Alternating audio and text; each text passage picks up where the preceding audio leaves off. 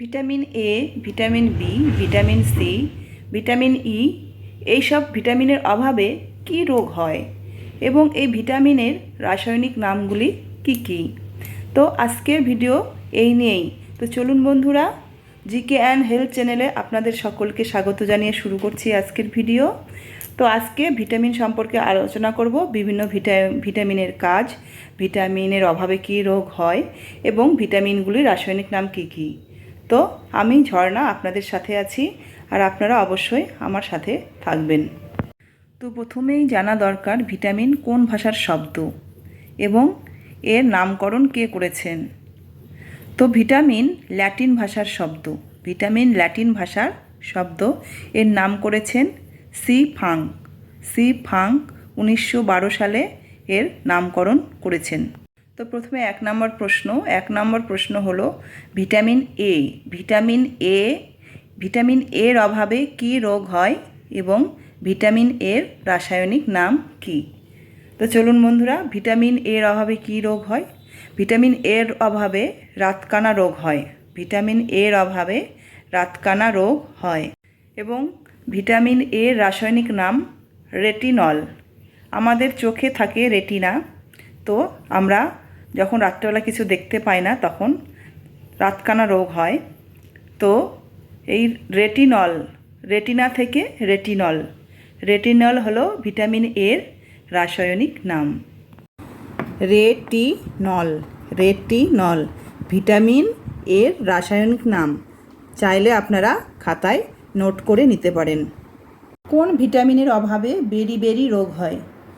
বেরি রোগ হয় তো ভিটামিন বি ওয়ানের অভাবে বেরি রোগ হয়। ভিটামিন সির অভাবে কী রোগ হয়।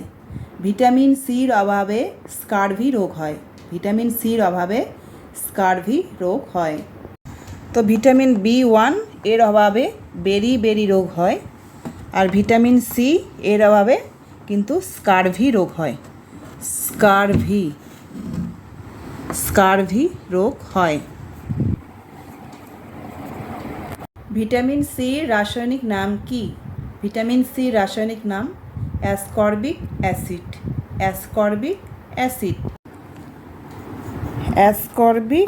অ্যাসিড। ভিটামিন সির রাসায়নিক নাম। ভিটামিন সি এর রাসায়নিক নাম অ্যাসকর্বিক অ্যাসিড।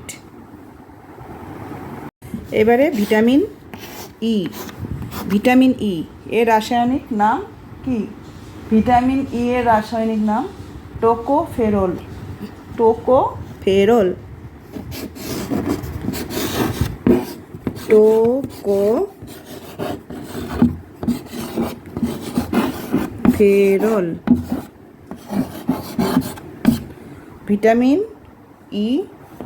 ভিটামিন ই এর রাসায়নিক নাম কয়ওকার হবে এখানে,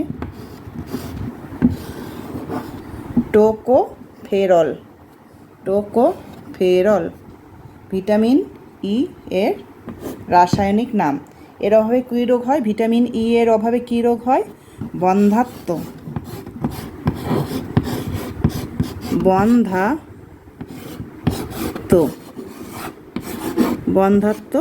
রোগ হয়। ভিটামিন এর অভাবে বন্ধ্যাত্ব রোগ হয়।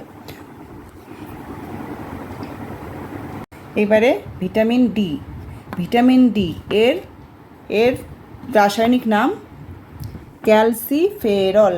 ভিটামিন ডি এর রাসায়নিক নাম ক্যালসিফেরল। পেলেগ্রা একটি রোগ। এই পেলেগ্রা রোগটি হয় কোন ভিটামিনের অভাবে বলুন তো বন্ধুরা। পেলেগ্রা এই রোগটি হয় কোন ভিটামিনের অভাবে।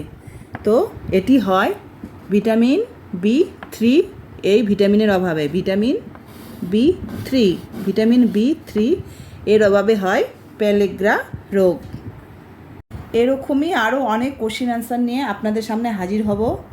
তো বন্ধুরা, এই ছিল আজকের কোশ্চেন আনসার। তো আপনাদের কেমন লেগেছে অবশ্যই কিন্তু কমেন্টে জানাতে ভুলবেন না।